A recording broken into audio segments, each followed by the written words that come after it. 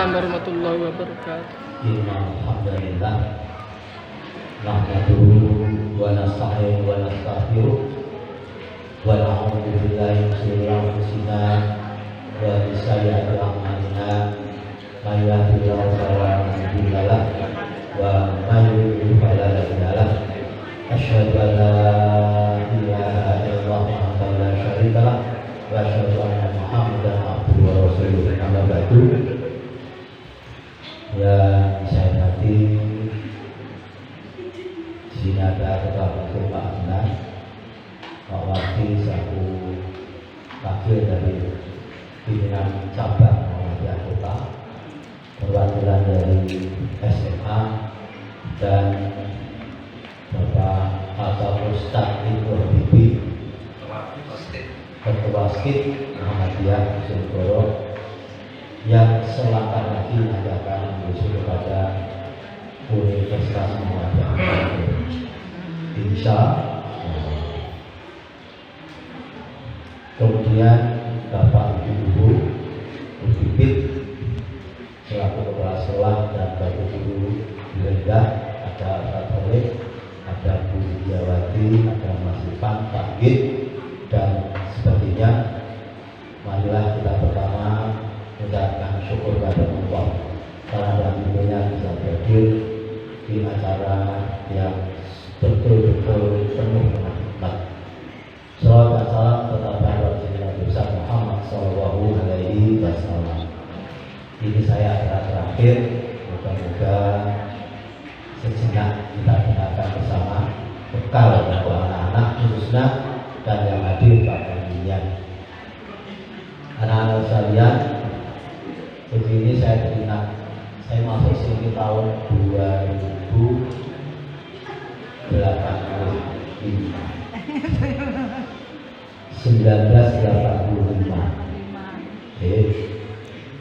Saya di sini berarti sekitar 35 tahun, mulai dari Joko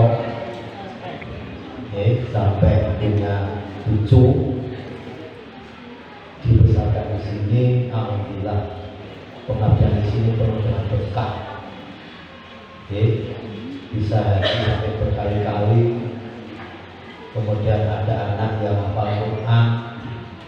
Kemudian alhamdulillah ini semua adalah berkat daripada Allah SWT. Intan suruha yang suruh. Siapa yang menolong agama Allah, Allah akan menolong kita. Ini prinsip hidup bagi orang Islam, apalagi di Muhammadiyah. Anak-anak sekalian,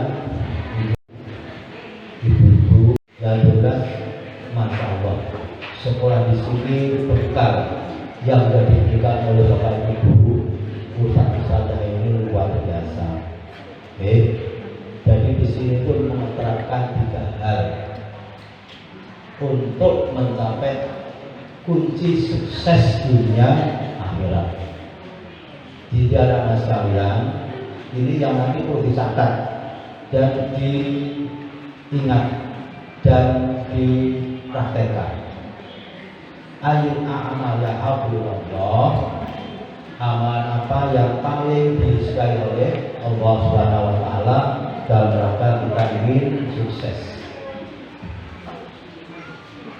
Jadi Bapak Ibu sekalian murid, Rasulullah dalam hal ini menyampaikan pesan kepada anaknya, kalau anak-anak kita ingin sukses, bekal yang diberikan di sini ini sudah komprehensif, sudah komplit, tinggal bagaimana pelaksanaan amalnya di rumah.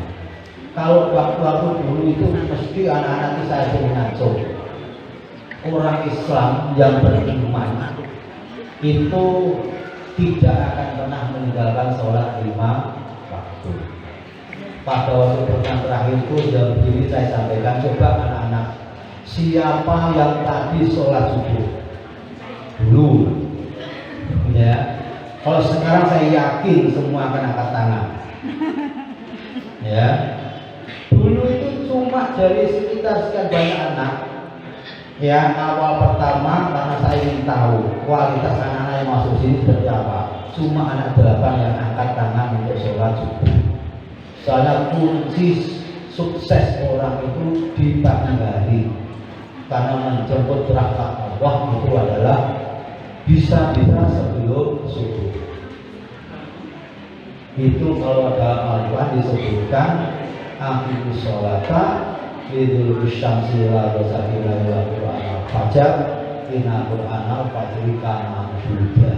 Ini hebatnya sholat subuh, syukur-syukur berjamaah. Khairun minad dunya wa ma fiha. Suara aja sebelum sholat subuh itu pahalanya lebih baik daripada dunia seisinya. Apalagi kita sholat subuh berjamaah. Masya Allah.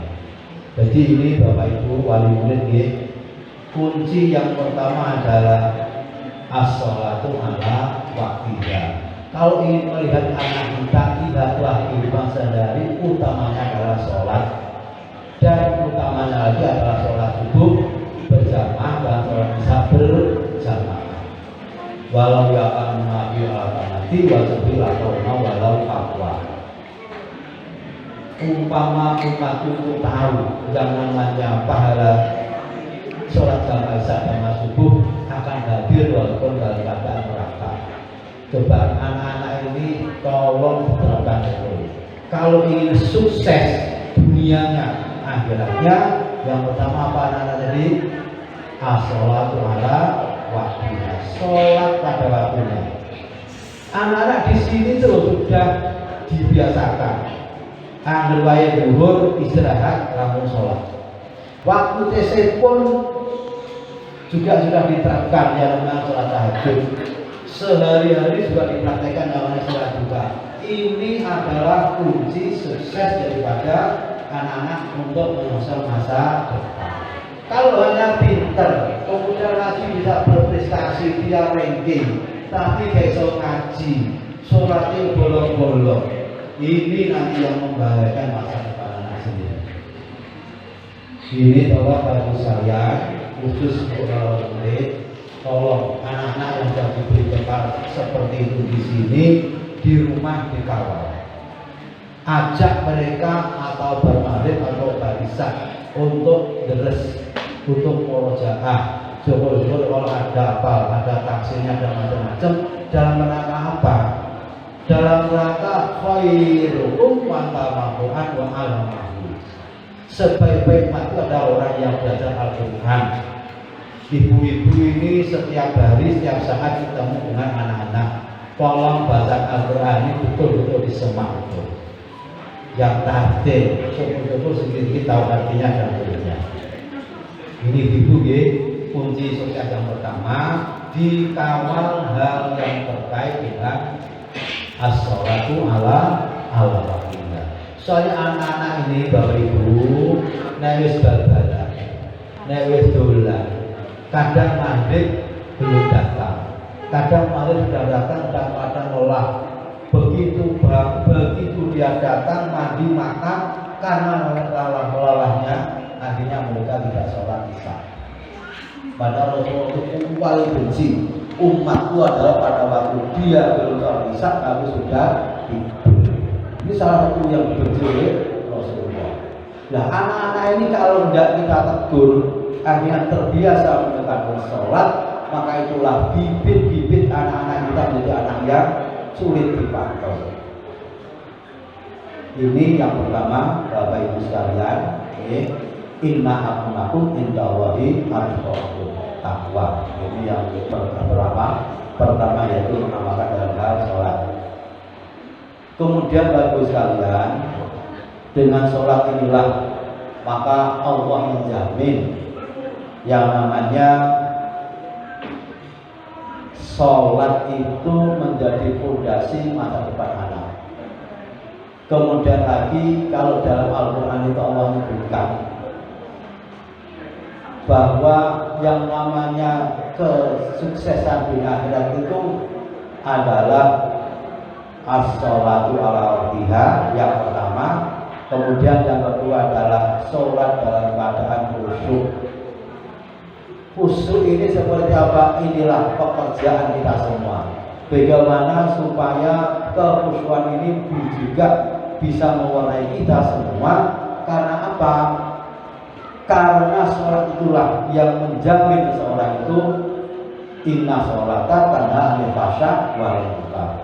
Sholat itu dijamin kalau dia khusyuk betul, maka dia tidak akan berbuat keji dan munkar. Ini jaminan.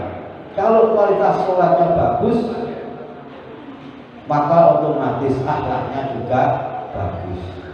Ini pondasi pertama.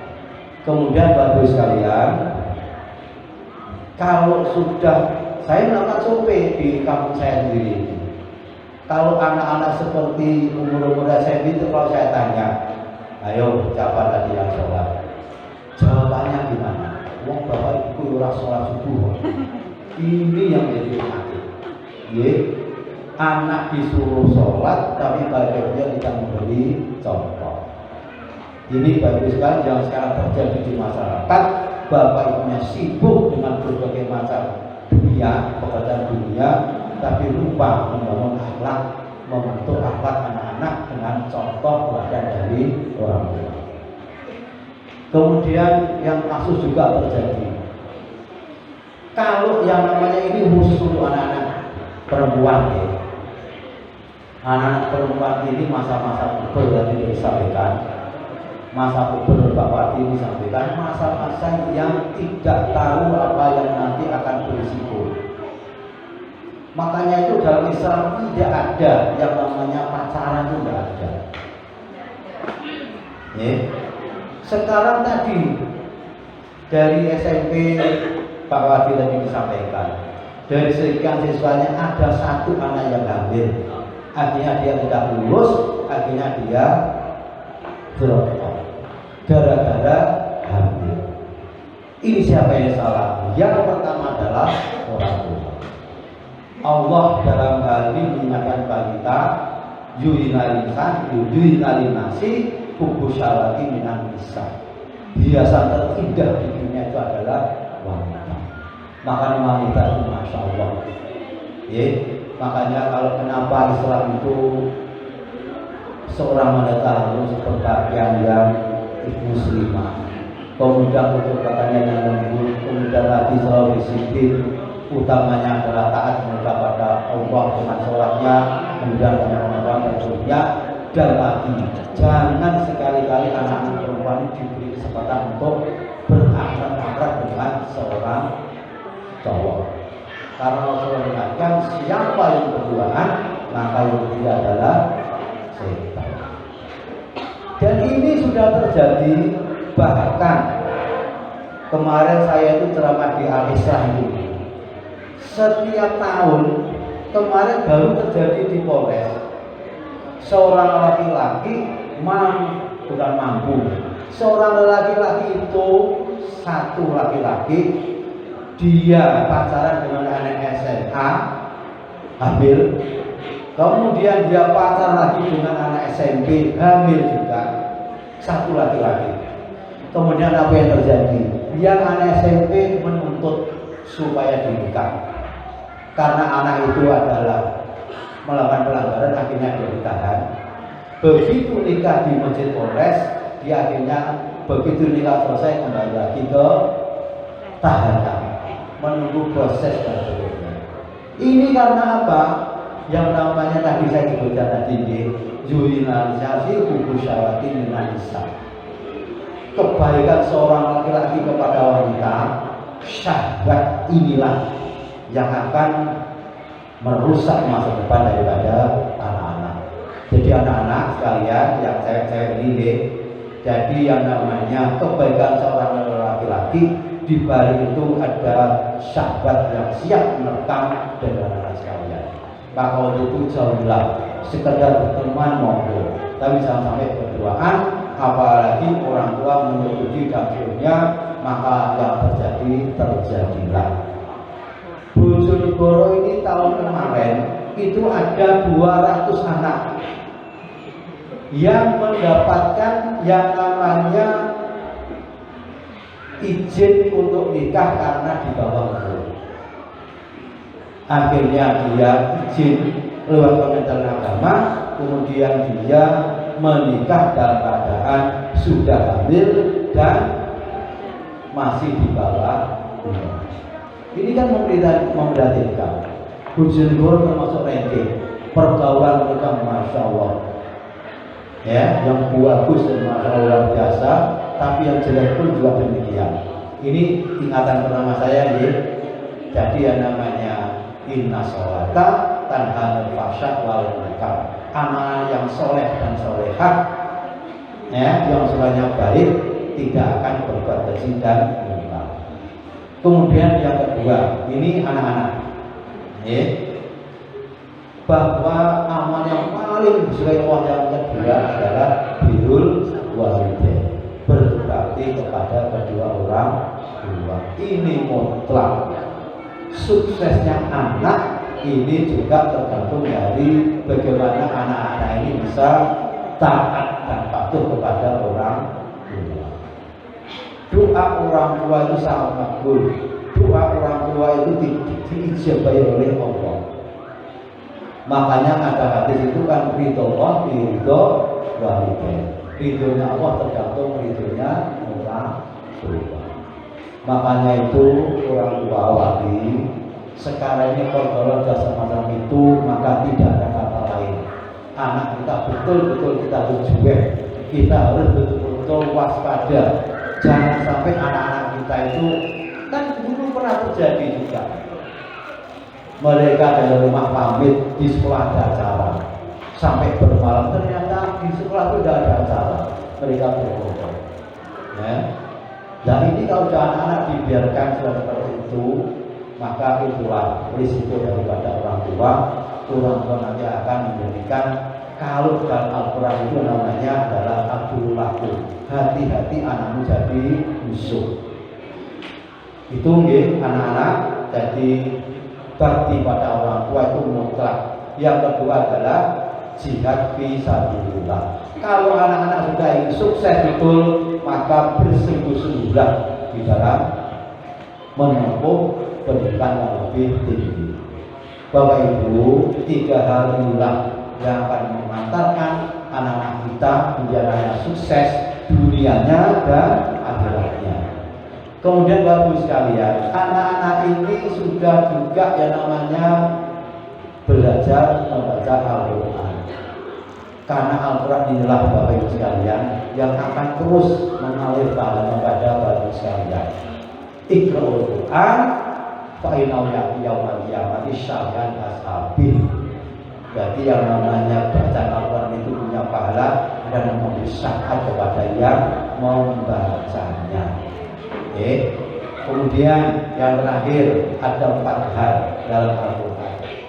Ini kalau bicara 1, innama amalukum wauladukum fitnah. Hati-hati anak bapak ibu selalu menjadi sumber fitnah. Ini Al-Quran.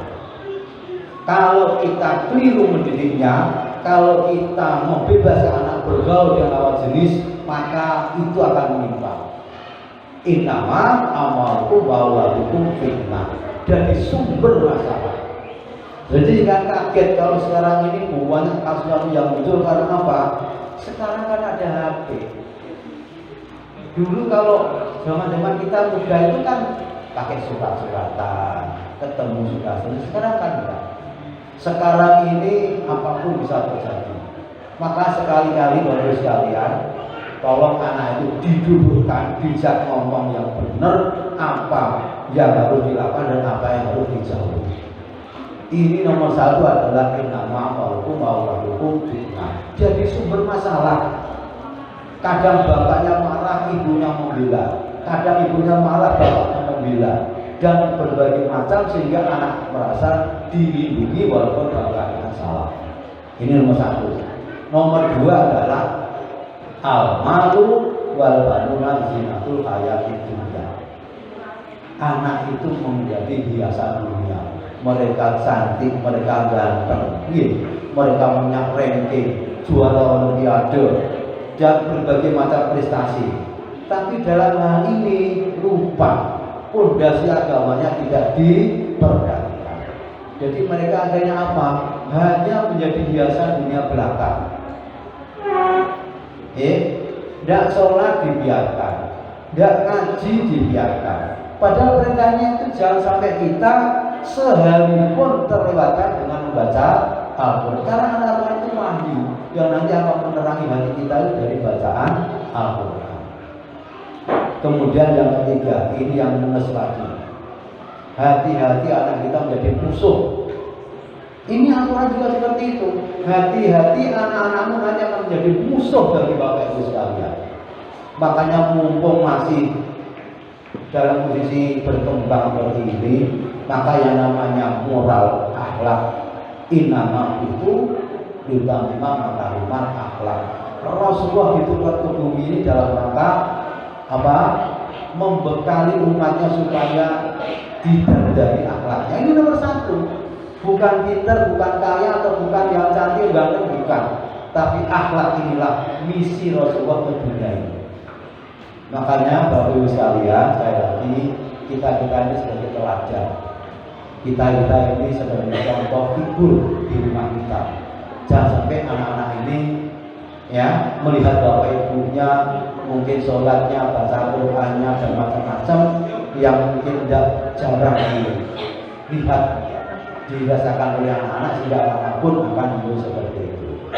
Jadi adu lakum pernah terjadi itu kemarin di Desa Mori tahun berapa itu? Anak masih SMP minta sepeda motor. Kalau tidak diberi, oh my god. Loh. Karena apa? Anak-anak SMP yang temannya dia yang sekolah-sekolah yang lain itu rata-rata punya sepeda motor. Akhirnya apa yang terjadi? Memaksa orang tua untuk cari hutang, kemudian dibelikan sepeda motor. Setiap dia tidak punya uang, sepeda motor digantikan. Akhirnya orang tua nebus lagi, ya diberikan lagi, digantikan lagi. Orang tuanya saking marahnya, akhirnya anak itu waktu itu dibakar. Sampai kasus itu ya, orang tuanya masuk penjara, anaknya masuk rumah sakit. Gara-gara itu tadi. Ini peringatan dari Allah lewat Al-Quran, yaitu anak-anak hati-hati anak-anak kita menjadi musuh dari kita. Berani pada orang tua nantang. Kemudian yang keempat, ini bagi sekalian harapan kita semua, dan ini Bapak Ibu wajib mendoakan Rabbana hablana min azwajina wa dzurriyyatina qurrata a'yun waj'alna lil muttaqina imama. Ini doa Allah ya memberi bekal kepada kita. Doa ini supaya kita panjatkan demi anak-anak kita. Rabbana, saya yakin Bapak Ibu sudah hafal. Kalau belum hafal nanti bisa kontak kepada di sini ada Ustaz Kolek, Ustaz Bayurno, berkat dulu. Rabbana hablana min azwajina wa dzurriyyatina qurrata a'yun waj'alna lil muttaqina imama. Doa inilah senjata bagi orang tua, karena apa? Orang tua inilah doanya sangat makbul. Syukur-syukur kalau Bapak Ibu orang tua kali ini menghidupkan malam-malam yang kalau anak-anak atau TC itu bisa dilatih yang namanya wa minal laili fatajabina bilakalak asanya ka bukan maqamam mahmuda. Bertahajudlah demi masa depan anak-anak. Walaupun mungkin dalam hal ini di surat Al-Muzammil disampaikan oleh Allah lewat firman-Nya, ya ayyuhal muzammil, hei orang-orang yang tidur berselimut dingin di tengah malam. Ini hebat, ini Bapak Ibu bisa mengamalkan. Qumil laila illa qalila, bangunlah untuk sholat walaupun hanya sebentar terus tidur lagi. Atau mungkin kalau ragu-ragu tidak bisa bangun, ya sholatlah seperti sholat malam. Kalau di puasa sholat tarawih, yang namanya nisfa'u awlikus minhu qalila. Kalau tidak bisa tengah malam, separuh malam dikurangi. Barisan Bapak Ibu bisa sholat malam, kemudian mendoakan anak-anak. Syukur-syukur kalau bisa Bapak Ibu mengamalkan yang surat keempat, ayat keempat.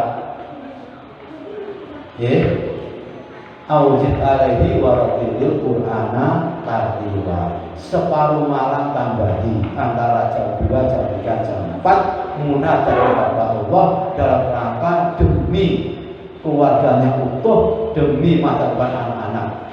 Ini pekerjaan yang bukan berat. Kalau ini demi masa depan anak-anak, insya Allah itu akan lebih ringan, karena Allah menjamin doa orang-orang yang bangun di sepertiga malam terakhir ini, Allah menjamin akan dikabulkan. Syukur-syukur Bapak Ibu yang semua di sini bisa istiqomah, ya, dalam rangka tadi Bapak Ibu sekalian, Allah menjamin doanya makbul.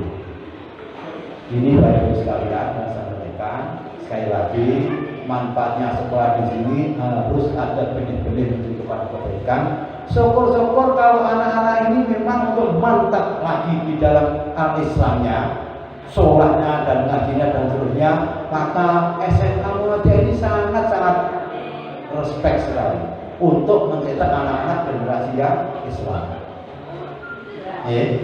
Jadi saya pada waktu awal tahun 85 itu di SMP, ya di SMA, perjalanan sampai sekarang ini tahu persis bagaimana alumni SMP dan SMA ini utamanya di bidang akhlak.